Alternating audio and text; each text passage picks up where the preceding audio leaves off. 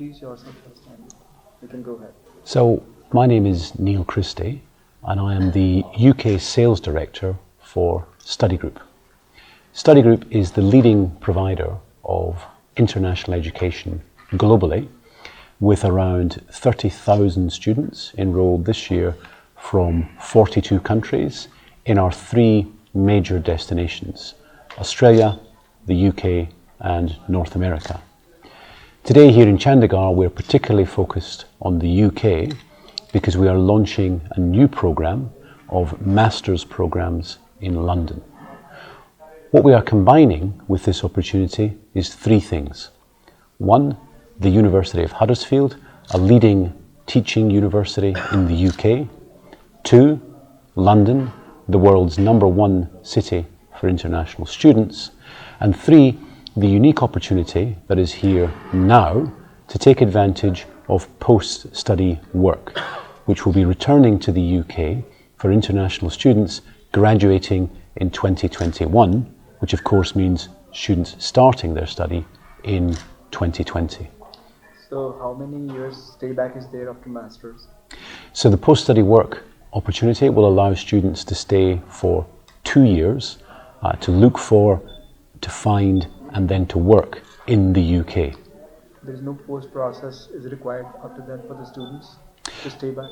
No, so the students will be eligible according to criteria which is still being finalised, but essentially graduates of any bachelor or master's degree programmes in the UK who graduate in 2021 will be eligible. Yeah.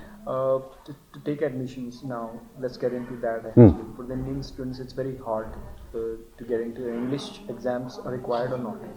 So I think it's a good question, because what we seek to do with this programme is to take away the difficulty for Indian students being admitted. So these are leading master's programmes taught in London with admissions criteria which vary depending on the university they have studied at, but require students to graduate with between 55 and 60% in their bachelor degrees.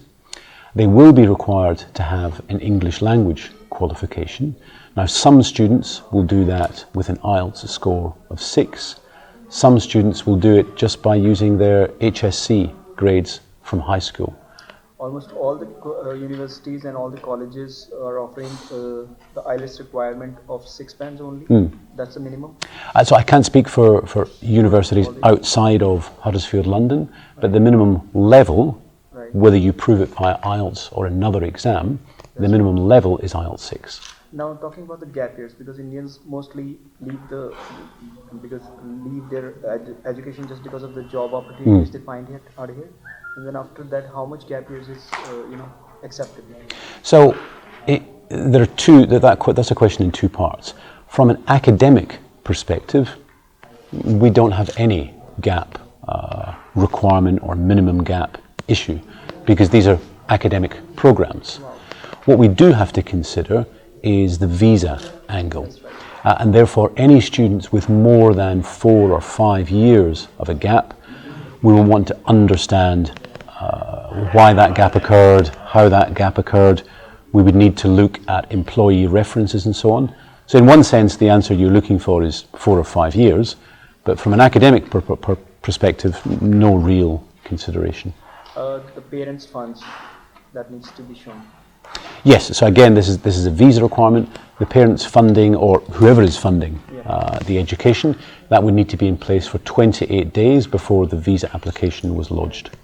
So the provisional admissions, how can they apply for that provisional admissions? So provisional admission students can apply directly today to University of Huddersfield, London.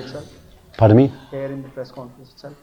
So we have many of our partners here in Chandigarh with us here today, and yes, they can apply via those partners or agents who can advise them on document collection, who can advise them on all of their requirements for the UK, and they can do that today. How quickly can they find the certificate for admission? So with Study Group, we have a commitment to students that we will make them their provisional offer within 48 hours of 48 hours. 48, 2 days, hours. yeah, of receiving their application, and then when they collect all of their documents formally, another 48 hours for their visa That's documentation. quite quick. And do you need any additional fees for this? So that we don't charge an upfront fee. As part of the student's tuition fee, £235 is paid as an application fee, but that's only to students who enrol. Is it So, refundable if you don't get the admission, or is it like a one-time charge? so it's not paid upfront, it's only paid when students make their decision that they do want to study with us. If they then don't get their visa, it's fully refundable. My last question is about the courses now. What kind of courses they can pursue? So in this first intake, we have 2 master's programs. A master's in accounting and finance for students who want to go into that field, or a more general program, a master's in international business. What are the 2 intakes, timings? So the first intake is September 2020, and that's what we're focused on today.